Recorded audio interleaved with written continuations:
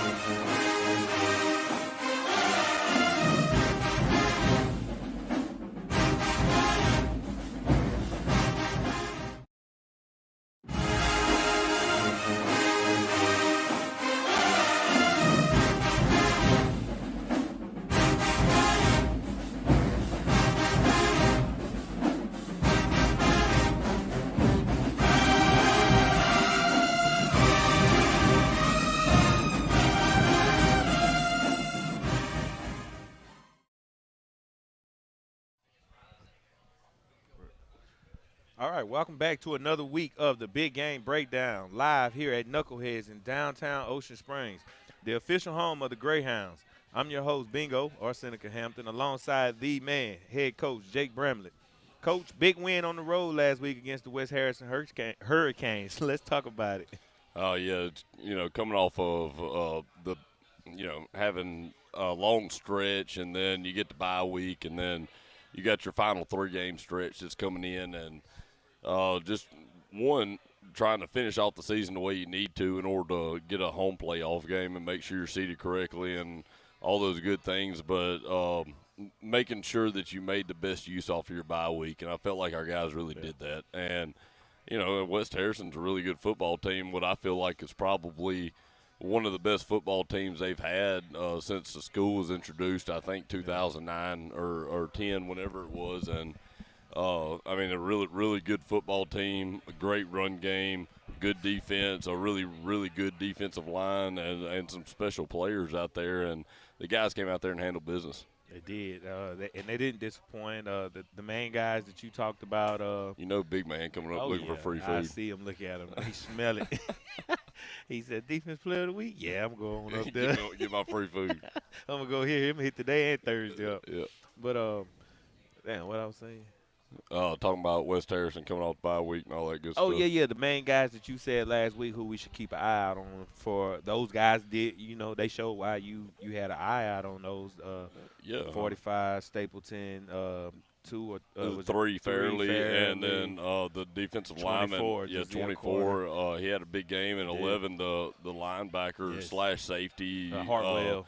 He got a little banged up throughout the game and had to come out a little bit, but he just, to me, he's one of their best defensive players as well. And they got a good mix of athletes over there, and then Coach Patrick and them do a great job coaching them up and instilling in them what their identity is, and those guys believe in it. Yes, and they have an electric atmosphere. That was my. They did. That was my first time being over there. That was my second. I was there last year with George County with Deuce Knight when he scored 9 touchdowns that game. I don't think Coach came on the field that game. Call him out like that, huh? I'm saying these are 2 games I was there, but their teams, those same guys you talking about was the same guys that balled out in that game as well. But if you go back and see. In recent years, West Harrison, like we said, is climbing, and I think this year is the year they finally get in the postseason for the very first time. Talking about a school that was built, essentially it's in the middle of nowhere. It's hard to be in the middle of nowhere on the coast, but you go north of Long Beach, there isn't necessarily a big city right there or anything. It's a county school, and they've only been a school for 15, 16-ish years. And so, it takes a while to build your community up, and it takes a while to, your kids to start getting used to each other. You build your feeder schools up in your middle schools, and now you're going to start seeing the product of it. And, I could really see it as, if not the fastest growing, them or Lewisburg, one of the 2 is the fastest growing school in the state. Yeah. And I could see them in the very near future being a team that, is knocking on the doorstep of being a top team. Whether it be in Region 4, Region 3, or wherever they're placed at, they're continuing to grow, and they hired the right guy for the job in order to instill a great mindset and discipline and everything that you need in a football program. They started out the right way. Yes, I agree. West Harrison is the same. Like you said, they are growing, and the community is growing. It's a great product, great brand. Everything about them is solid. Yep. So, but enough of them. Um, what were some of the highs from that performance that stood out to you from that game? I felt like the run game was really, is essential to the score being what it was. Yeah. The not just the people running the ball, but the offensive line doing what they need to do, taking what we worked on during the bye week, and we talked about exemplifying some of the things we did really well, and creating ways to do those things better and add more people in to be able to do those things. You saw Ian score on a run play. You saw Sherrod score on a run play. You saw Solomon score on a run play. The one with Jaden was not part of that exemplifying part of plan, but you see a bunch of guys score rushing touchdowns. I think we had 7 rushing touchdowns. I mean, that was part of what we were wanting to do. We've established an identity, and now let's get really good at it and figure out new ways to do it and some eye candy to go along with it. And that stood out to me as how well they executed that the first time putting it on the field. Yeah. And then defensively, the second half of the defense, they had a little bit of a rough first half, but they scored 14 points off of 2 turnovers, and that's something that we really pride ourselves on, is not turn the ball over, but one by putting it on the ground. And we put it on the ground twice in the first half, and they scored 14 points on both those drives. Now, they still had to do work to get in the end zone, but it was off of short fields. They had I think a 38-yard field and a 50-yard field. Yeah. So a little bit of that, we put that back on the offense and put it back on them this week and even Friday at halftime. But defense comes out in the second half and stones them and does a great job of making adjustments. And my defensive staff they were under the tents on the sideline for the first about 10 minutes of halftime, and I was trying to make sure they were going to come down there and talk to us at some point. But, that's what they were doing. They were under there on the TVs and the iPads making adjustments and figuring out what they could do differently.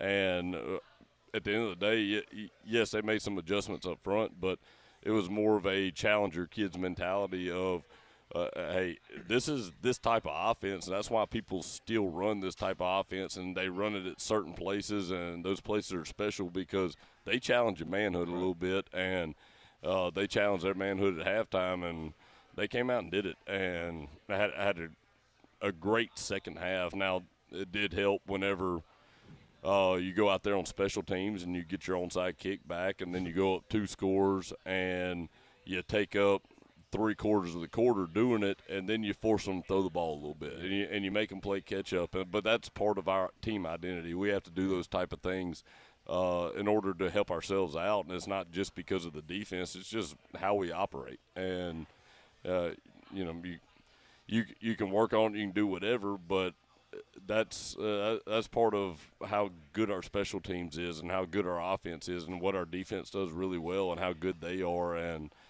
they've been a second half defense all year. We've kind of grown to expect that out of them. They really did it this week. Well, every game got his teaching moments. Oh yeah. What were some of the lows or things you feel like y'all could improve on this week? Obviously the 2 fumbles. That was, one fumble and one mishandled snap, and I believe that was our first mishandled snap of the year that resulted in a turnover. And entitled to one, huh? No, the one of those is one too many. That's something you do way too much. That's a second nature thing. That's got to be if you're under center, you don't expect that to happen. If you're in the shotgun or your shotgun team, it can't happen either. So that one of those is one too many, and that was our first one, and that's something that cannot happen at any point. Tell me if I'm wrong or not. All right, he was in shotgun. Sean was in shotgun. All right, he had it.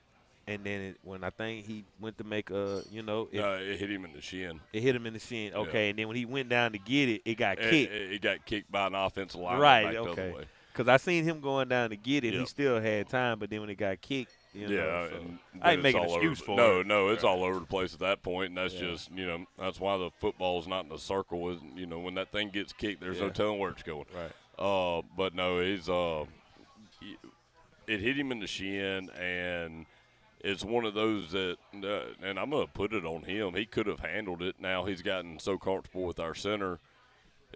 He will take his eyes off the ball at times because he's looking at other things. He's got a lot to do, and he's got a lot of reads to make. And our center, Cohen's very good at putting it in a handleable place where he can take his eyes off the ball. And just that one time, whatever the case was, it slips, it goes a little low, and a play that we felt really good about turned into a bad situation real quick. And then Solomon on a long run that he had has a it was a great run. It was I think it was 35, 38-yard run, and 3 or 4 people hanging on to him, and he's still trying to stiff arm a guy on the other side. And then a player comes in and makes a great football play, reaches around, grabs the tip of the ball, and rips it out. And that's when he has to learn there's a certain point when there is no more you can do. Yeah. And you've done a great job ball security. Have I liked the way it looked all the time? No, but you hadn't gave one away yet, so you've done a great job with it.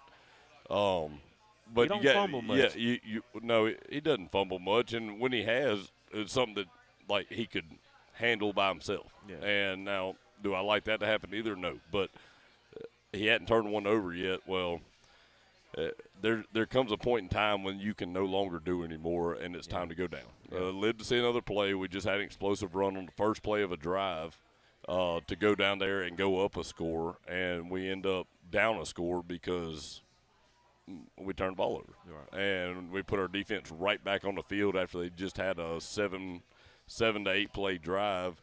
Now they got to go right back out there after the first play after we just had 35-yard explosive, but we turned the ball over. Yeah. So some low points there, and then there's some low points defensively as well, and more of it's just tackling in open space. But a lot of credit does go to their backs. I mean, they're tough to tackle. Now we just got to do a better job of making sure we're getting 11 hats to the football and making sure we're rallying to it and putting ourselves in situations where when we slow a runner down, somebody's there to clean it up. Yeah. We seen guys like Solo, Chop, Ian, all our corporates, Jacoby, Brody, step up lately. Yeah. How proud are you of their leadership late in the season? It's come a long way, and I thought they did a great job early in the year. But it's easy to do when you're continually winning, and then when you drop a game, that's when you start figuring out, all right, who's ready to actually step up? Yeah. Who's ready to actually take this thing and lead the charge? And those guys, as a unit and a team, I know when I say unit, they're on different offense, defense, but as a team, they've come together, and it's one of those. We've had some really good teams at Ocean Springs since I've been here, as a coordinator and as a head coach. Had some great teams, and there's always been, and this is almost with any football team. It's not just Ocean Springs. It's any football team probably in America. It's all right. Defense is having a great night. Well, offense is playing a really good defense, and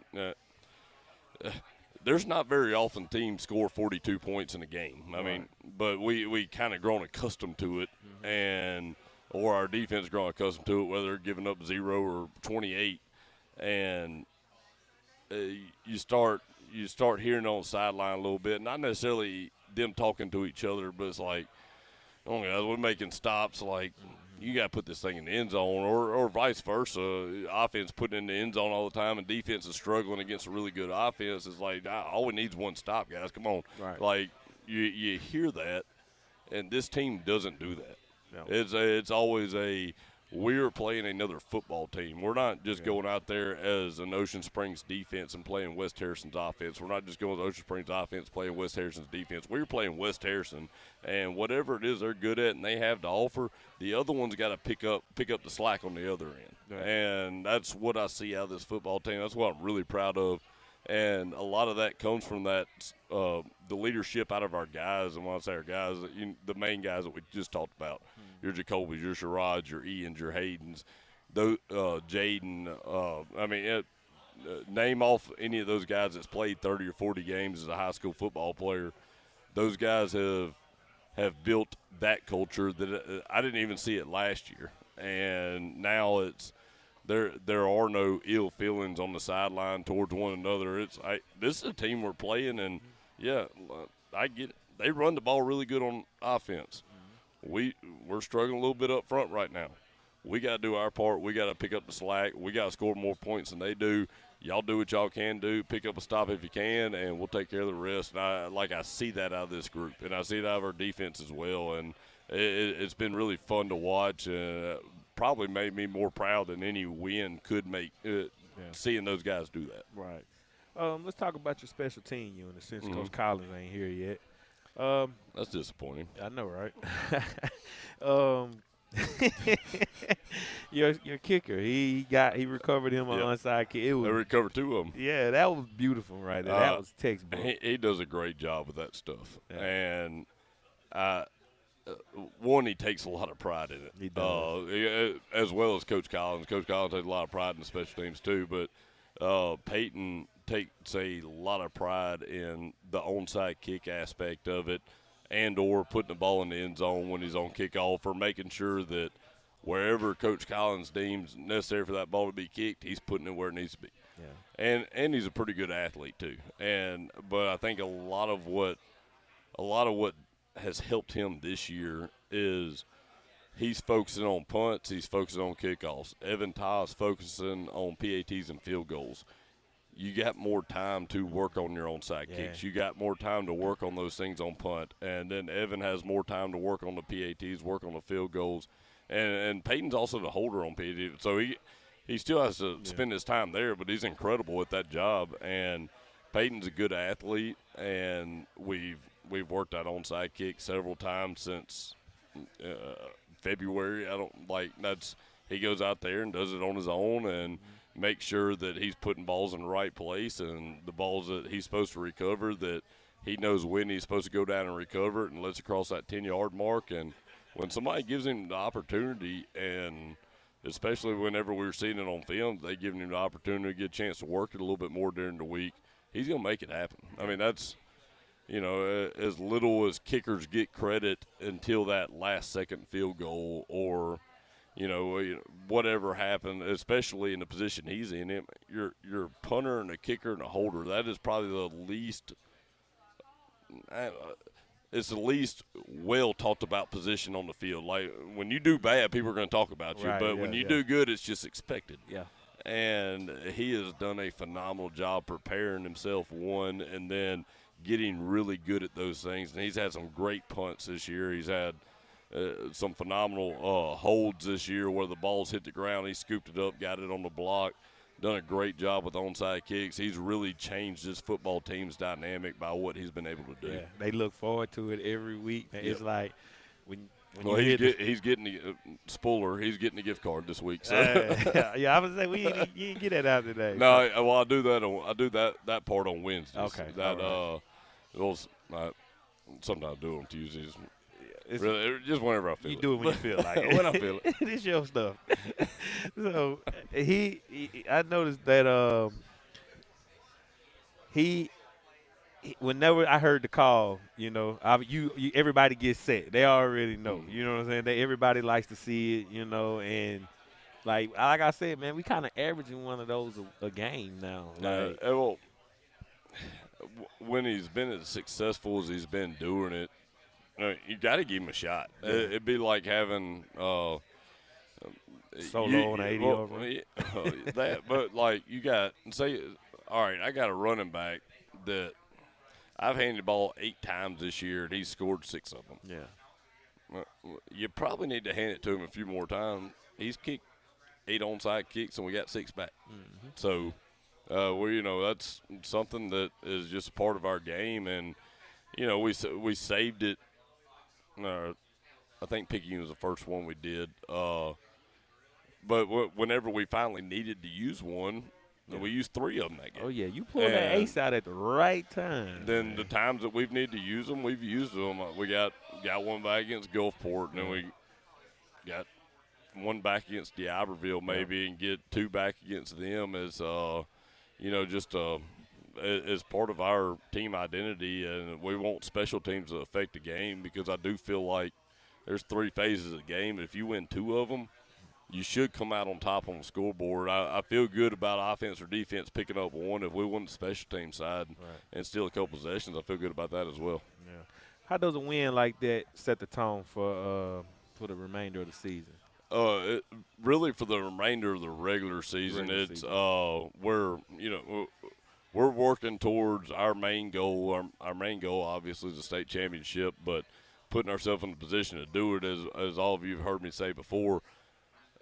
But it's working on being the best version of Ocean Springs in 3 weeks. Yeah. How can we get to that point? There cannot be any steps back at any point in the next 2 weeks. I don't care if the opponent's the Detroit Lions. I don't care if it's the Pee Wee 6-year-old team.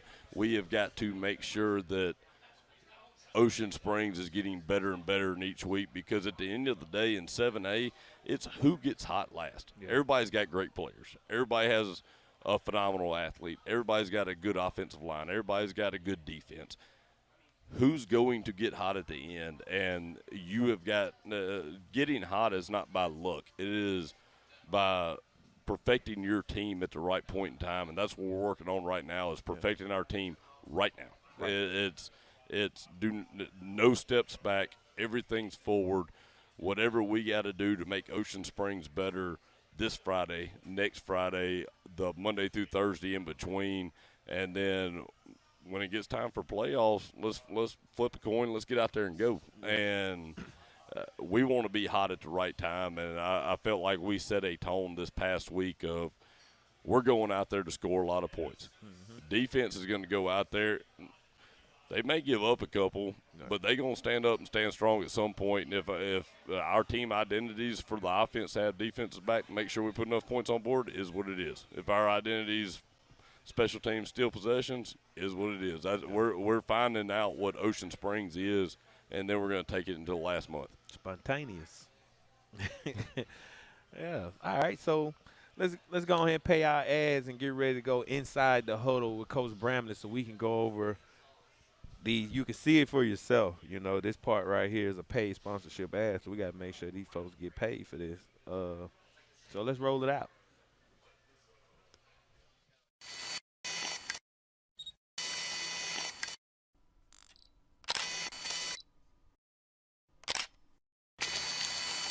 Seneca Hampton, where you at, boss?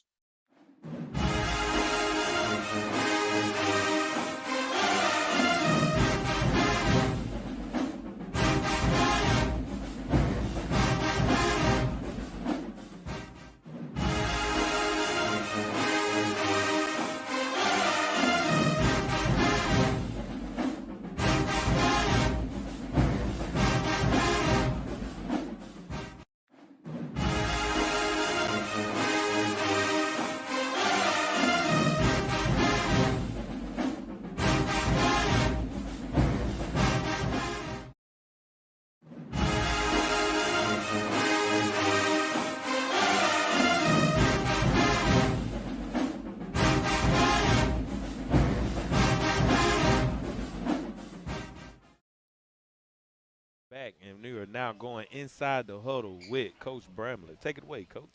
All right, going to start out fairly early in the game here, and this is a quarterback growing up. It's a quarterback's progression and where he's come from game 1 to game 8, I believe it is, and where he would hold on to something too long, and you could really just focus on him. You don't have to watch what's going on out there. You can see it in his head. Or see it in his head and his feet. It's just 1, 2, up, not there. Let's get it to my athlete and let him go. And then obviously Solomon doing what Solomon does right there. And one thing I wanted to point out is all 11 defensive players are in this frame at this point. And that's one of those that we got on our receivers a little bit for not following the ball, because all 11 defensive players are right here, and it takes Solomon sometimes that long to get tackled that all players get a chance to get there. And we got to follow the ball, because you won't see it here, but if you're watching the game, you saw it pop up later where he lost one.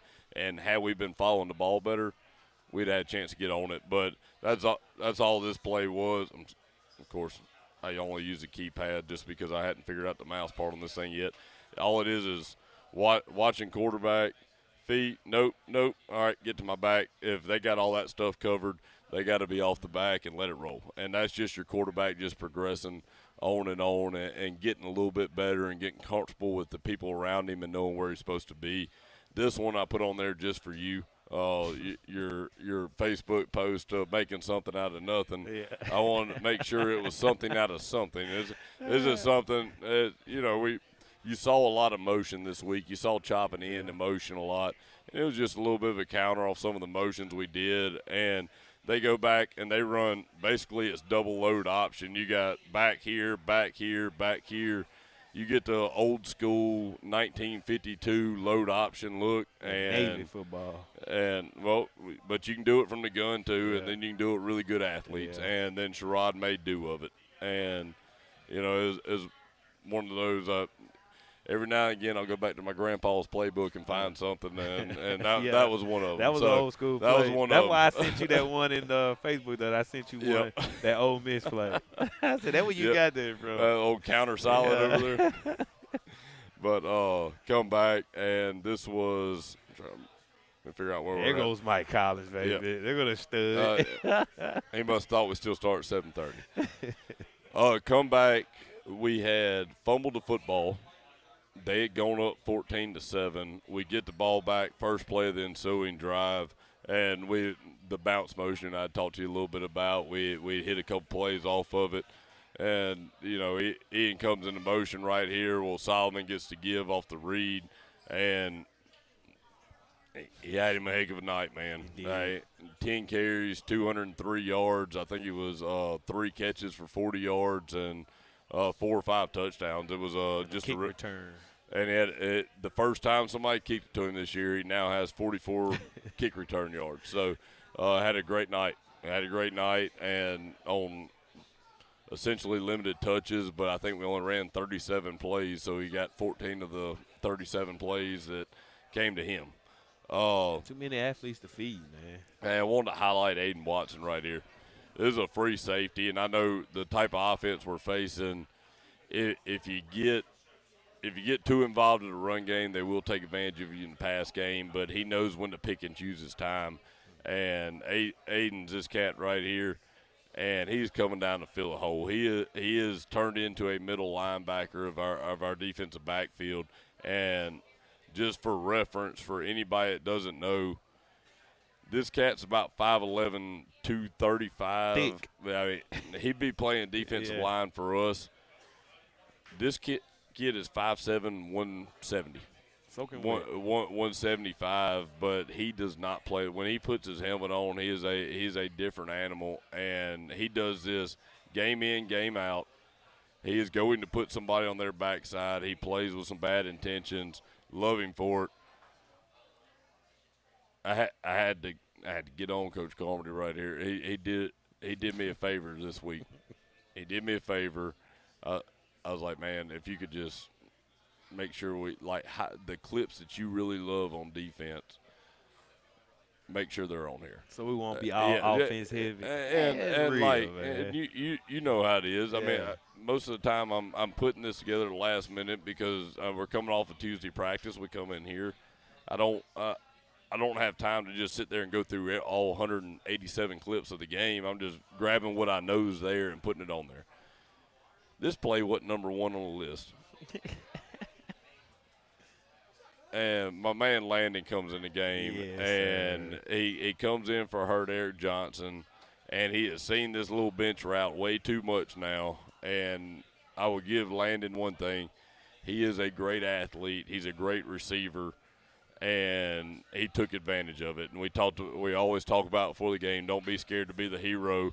And he's a 15-year-old sophomore. I didn't see that touchdown celebration until just now, but we got onto him about it. He's a 15-year-old sophomore and got his first high school touchdown, and he probably should have got flagged for that one, but I can't blame him. I mean, it's your first varsity touchdown as a 15-year-old, and you did it in a big fashion. in a point where the game was still a 2-score game, and he made it a 3-score game. And he put the game away. He put it on ice. It was a great job by Landon. Very proud of him for doing that. He said that was an out-of-body experience. Well, I hope it becomes an inner-body experience and it happens more often. So he was like, oh, my God, man. He's so funny, man. Right here, wanted to show off one Jacoby. And watching Jacoby up here set the edge and, doing the dirty work against a football team like this of making everything come back inside to your linebackers.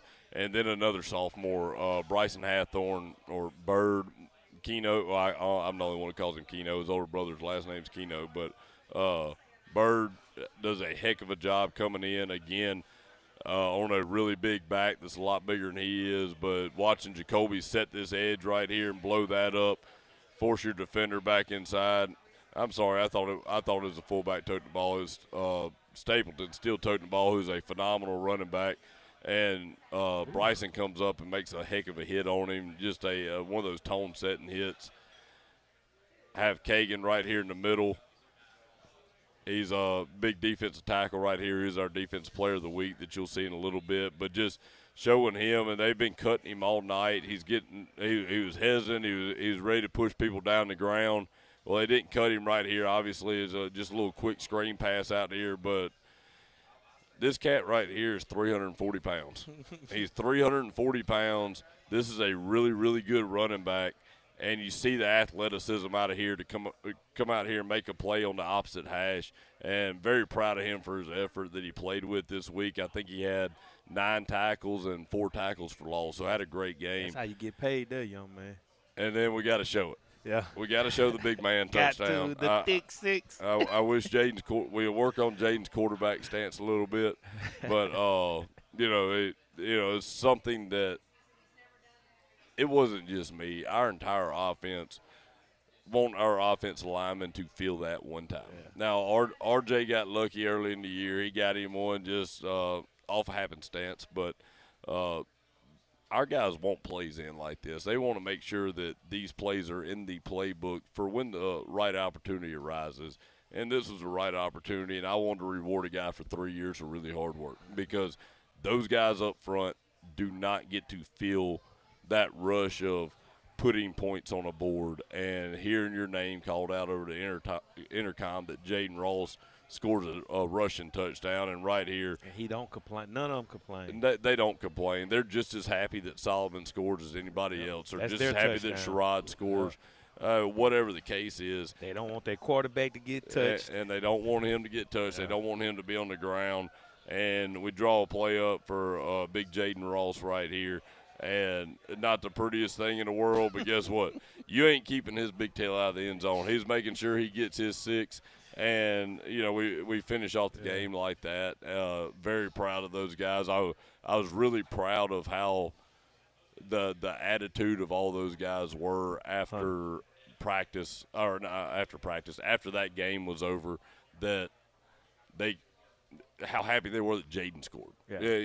They're always happy when you score. Mm-hmm. You win ball games when you score, but whenever a certain person scores that deserves that credit and they deserve that opportunity to score a touchdown, man, that's great stuff to see on the sideline. That made me more happy after Friday night than anything that's going on this season was watching how happy they were watching Jaden score a touchdown. Yeah. You said something Friday night that I said, yeah, that's why we get it. You said, I just want to give a kid an experience. Yep. And that's what it's all about. Yeah. All this stuff we do, it's about giving them an experience because we're grown. We're old, man. We didn't had this time. Hey, like the feeling you get scoring your first touchdown, whether it's in junior high, whether it's in high school, whatever it is. I ain't never scored one, man. If you played for me, you probably would have. But Don Nelson ain't never want to get the ball. I remember the feeling of the first touchdown that the ball was still in my hands whenever I was laying in the end zone. There was somebody that was a lot bigger than me laying on top of me. That feeling wasn't good, but the feeling you got in your gut when that happened, every one of these kids deserves that. I wish every kid that played for us could feel that at some point, but those kids that work their tail off, I'm going to do everything I can to find a way to make sure that they get that feeling at some point because I remember it when I was their age. Yeah. I got an 8th grade when I played for St. Martin Junior High. I scored a 2-point conversion. That's close enough. That's close enough. It's in the right? end zone. Yeah, It's in the end zone. you know, and I always tell people I scored a touchdown. It was a 2-point conversion. I'm gonna be honest. It was a 2-point conversion. All right, it's in the end zone, man. It counts. All right, Coach, we're going to let you go and take you Yep. a good break, man, before we bring you back on to close the show out with our Week 9 opponent, the Harrison Central Rebels. We're gonna do a roll break and do a player or senior spotlight. I don't know which one we got rolling up next, and then we're gonna come back with who ready, Coach Bentz or Coach Kemp? Coach Bentz first. We're gonna roll out with our D-line coach, Coach Bentz. We do have a special guest in the house, former player Jack King, sitting right across from us over there. We may have to slide him up here at some point if he's still here whenever it's all said and done. Okay, we chill. We'll pull him over here. All right, we're gonna be right back.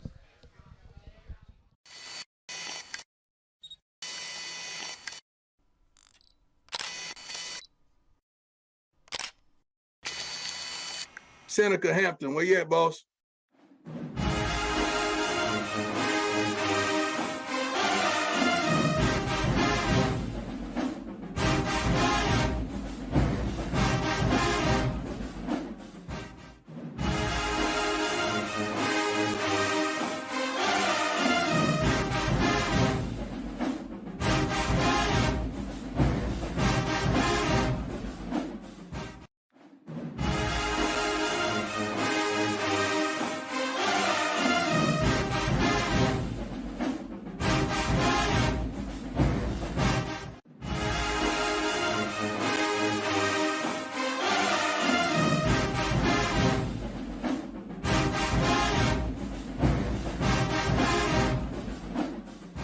Media here with J1, stand out of the game. J1, just walk me through that touchdown.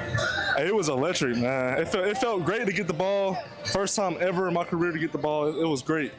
You know, I got the direct snap on the 1-yard line. Had to run a couple people over, but you know, that's something normal. Ain't too much.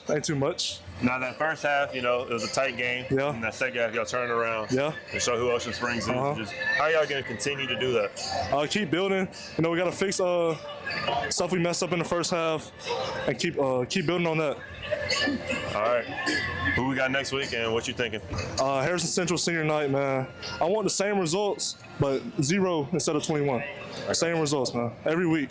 Is it Chase Spring with Jaden Ross? I don't know. With standout defensive player of the game, Landon Donald. Landon, just walk me through that pick six. You know, the whole sideline was yelling, jump it, jump it, jump it. I didn't think they was going to throw it. You know, I jumped it. Next thing you know, I caught it. I just took it to apartments. I ran fast as I can. And thankfully, God was with me. I scored. Now you had a lot of opportunities this game with Eric out.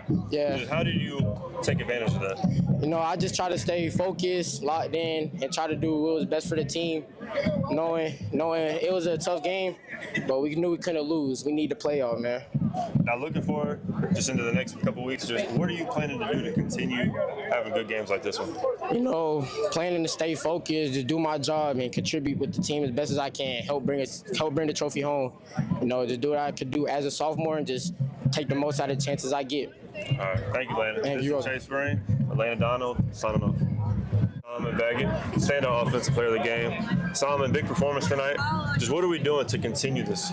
We're just going to continue to have fun. When we having fun, we come out with the win every time. Now, just slow first half, you know, and we picked it up and just showed who Ocean Springs was in that second half. Just what's the plan to continue, just to start that in the beginning of the game? We're just going to continue to play our type of football. Anybody can go out there and score, and we can't be complacent. Now, looking forward to the next weeks, you know, we're trying to fight for that first seed. Just what's the goal, just to prove that we're that one seed? The goal is to keep putting big numbers on the board to let people know that one little game that we lost was just a fluke. Now we back at it. Appreciate it. This is Chase Spring. We're with Solomon Baggett. Signing off.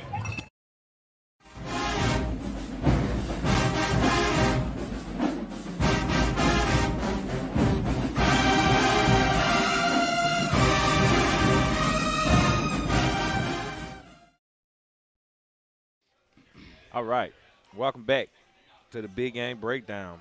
Breakdown brought to you by Unique Collision Center. If it's bent, they'll fix it right. Joining me now is a coach who's done a little bit of everything along the coast. He's coached on the O-line. He coached tight ends. Now he's molding one of the toughest and youngest defensive line units on the coast right now. Please welcome Ocean Spring defensive line coach Sean Bentz. Welcome to the show, coach. Thank you. Thank First you for having time, me. first timer. Yeah, first thank timer. you. Happy to be here. Yes, sir. Yes, sir. Coach was nervous. He asked me at practice today, what you going to ask me today? You going to put me on the spotlight? Yeah, man. I said, nothing. Coach, I said, you must don't watch the show, man. You must don't know how the show goes. But now we happy to have you on here, Coach. Get you out the house, man. Yes, thank you. All right, Coach, let's get into it, man. Let's talk about your coaching journey. You've been around the coast for a while, from Long Beach to Pat Christian as a head coach. You was the head coach there, Pat Christian. Yeah. Yes, sir. And now you're here at Ocean Spring coaching the D-line. Walk us through your journey. How have those different stops helped shape the coach you are today? Man, I think it's helped me in the way of being able to, see it from the young level at the middle school, knowing, that's where you got to take your guys and you got to get them, used to how things are done, and it's really more the teaching and the alignment, the assignment, and things like that.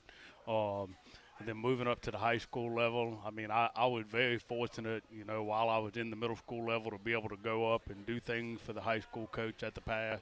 And then when I got the opportunity, just taking what I had learned while I was, kind of shadowing and doing my own thing. So it's been a really good thing for me to be able to, start with the young guys, because the first time I ever coached, I coached 9 and 10-year-olds. Right. And man, that's a trip. It is. That's I did a trip. it too. That's it's like very herding tough. cats, man. It is.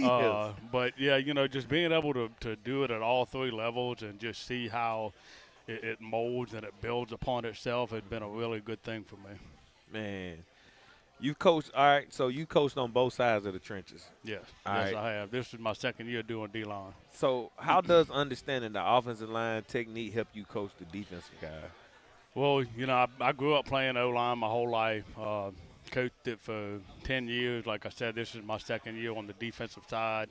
Just being able to, take the things that I did and take the things that I've learned, coach an offensive line, like how does an offensive lineman think, so how can we counter that as a defensive line? I've been able to lean a lot on our defensive staff, with this being my second year on defense. So just really, kind of keying in to thinking like an O-lineman and then trying to counteract it from the defensive side of the ball. I got you.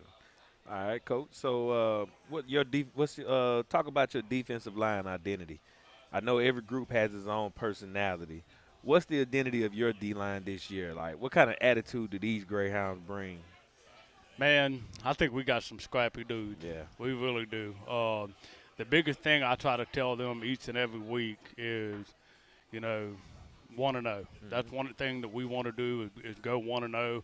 But the biggest thing is do your job. Right. And I think when they come in every single week and they lock into what we're trying to get them to do and they buy into it, and then they go out there on Friday nights and they go as hard as they can possibly go. I mean, they are a tough group of kids. Yeah.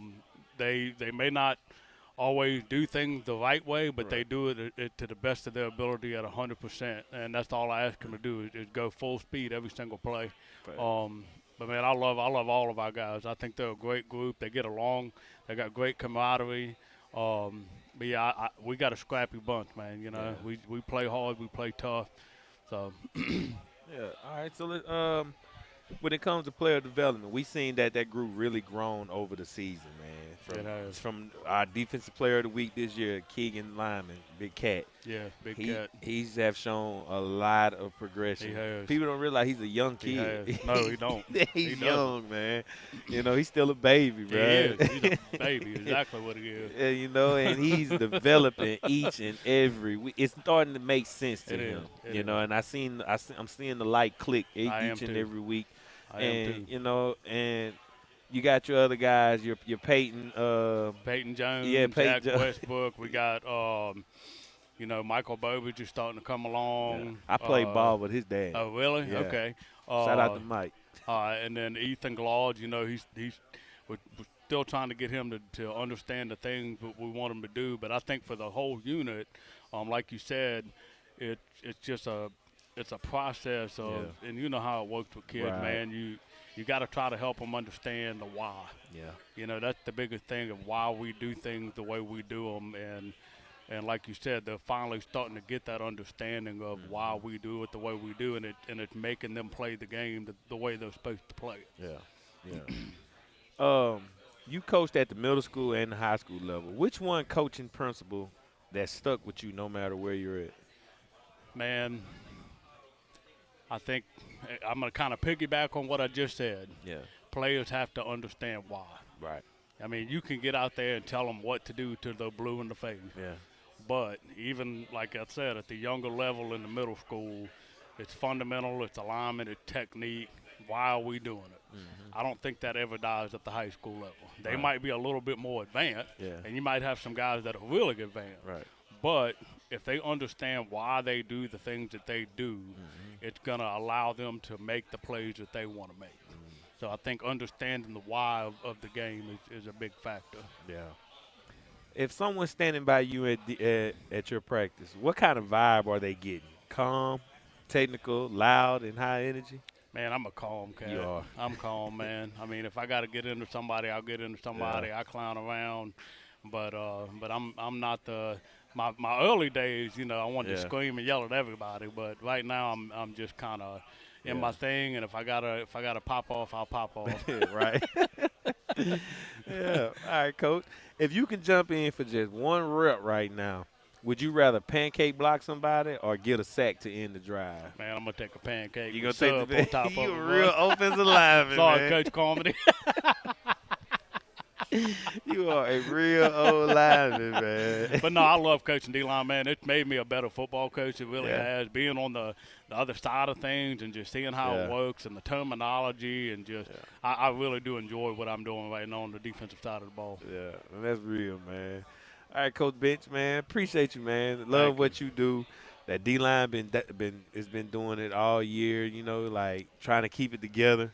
Yeah. You know, like if only people knew what's going on behind the scenes, man. Yeah. You know, I'm looking. I pray that we get Cannon Lacoste back out there, man. I know, man. I hate it for that kid. I love him to death. Yes. Even Coben, you know, getting Corbin in. Yeah, Corbin Moore. He said he's coming back. in, man, and then that happening. But yeah, two great guys. I hope we can get back soon. But yeah, it's been fun, man. Yeah, it's been a lot of fun. Yeah, the D-line, you know. A lot more to go. It is. A lot more to go. A lot more ball to go. So, Coach, appreciate you. And that's our Coach's Spotlight presented by Unique Collision Center. Stick around. We got more coming up right here on the Big Game Breakdown. And we're going to come right back with another Coach's Spotlight. We got to have Coach Ethan Camp or maybe a special guest. Coach Bramlett was talking about bringing the former player, Mr. King, on over here. We'll know, but we'll kick it right back out to a senior spotlight right now. And we'll be right back.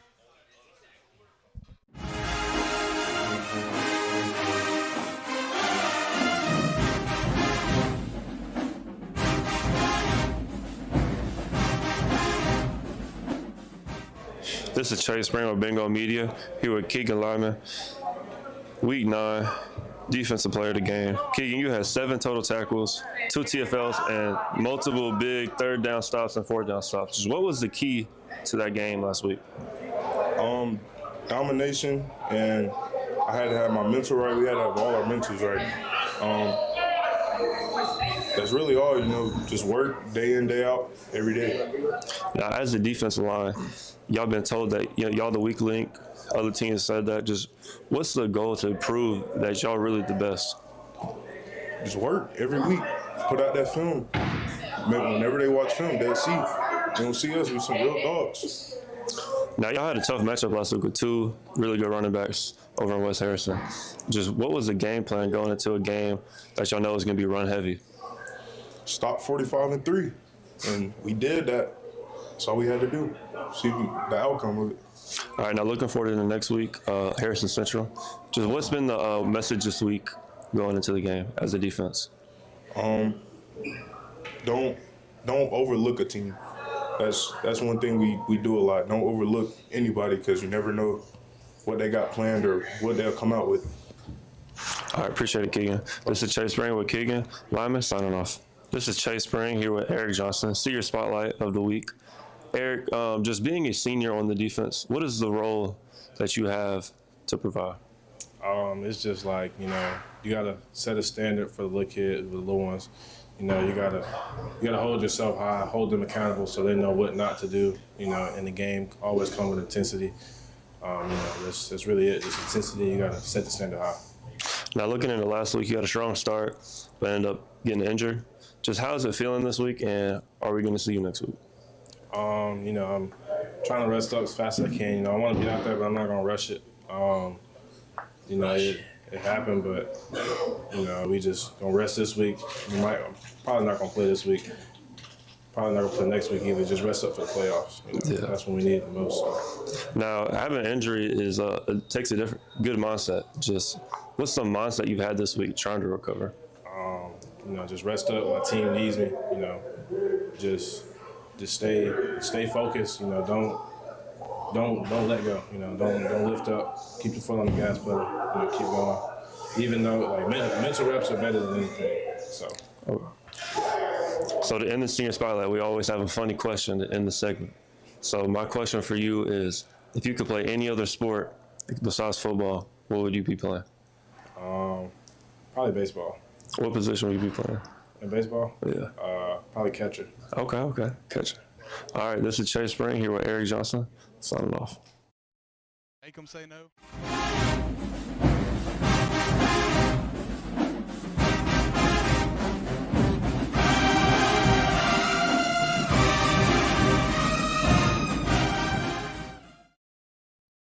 All right, welcome back to the Big Game Breakdown, brought to you by our friends at Lady Mae Boutique. Joining me now is one of our own, a Ocean Spring native, former Greyhound in class of 2021, and now part of the coaching staff working with our wide receivers. Please welcome Coach Ethan Camp to the show. Welcome, Coach Camp. Appreciate it, Bingo. It took forever to get him out. He didn't want to come over here, but he's out here with us every Tuesday night. Ain't that something? All right, man. Let's talk about the player to coach standpoint, Coach. First off, it got to feel good to bring something back to where it all started.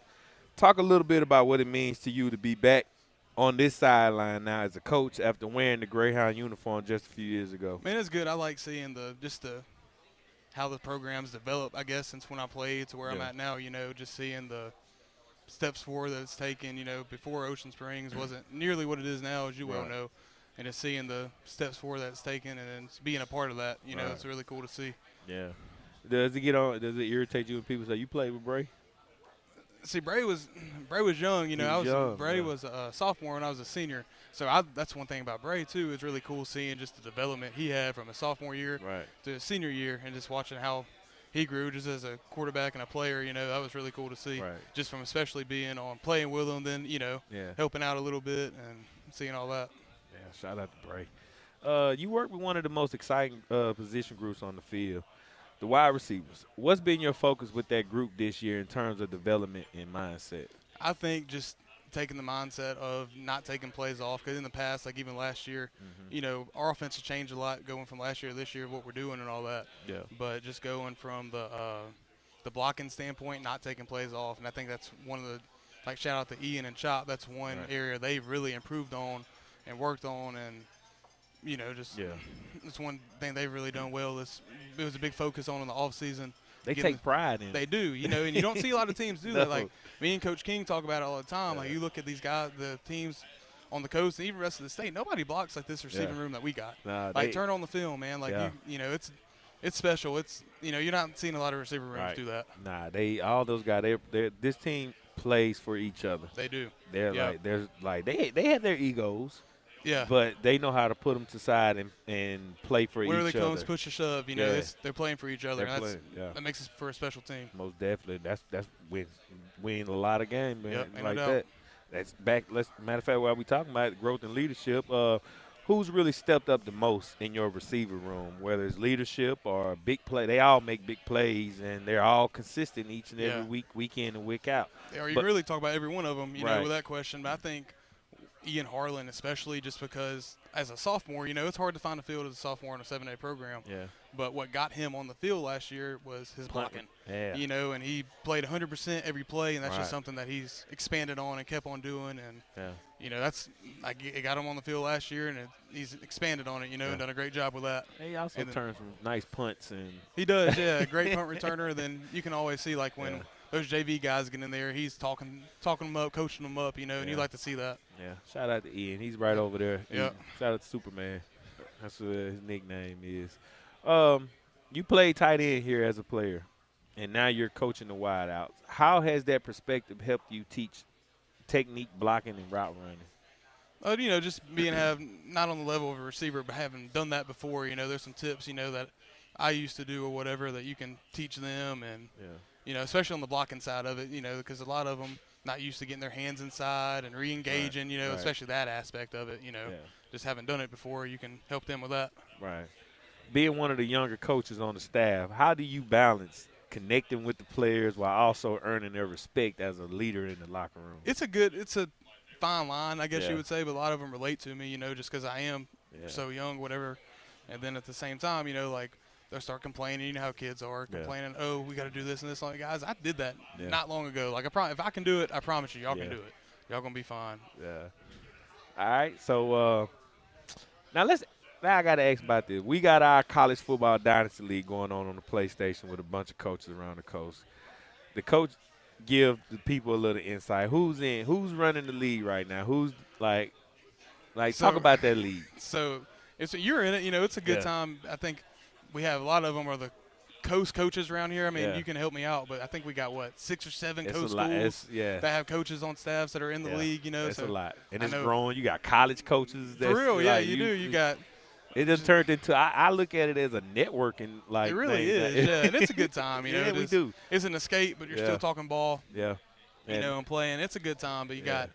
You got obviously Ocean Springs, me, Coach King, Coach Lampley, Coach Howells. We're all in it. Yeah. You got over at St. Martin, you got Coach Decato. Yeah. You got at Gaucher, you got Coach Collins. And Blankenship. You got Blank in there too, and then who else do we got? D'Iberville. You got Jalen at Rail. And then you got it's a good time, man. It's a good, like you said, networking thing with all the guys.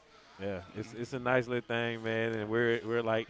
We had it last year. I joined last year when college football first came out, and I've been rocking with it. I got put out one time for inactivity, but, man, I was busy doing this. I know, man. I was feel building you. this, but you understood. You brought me back, man.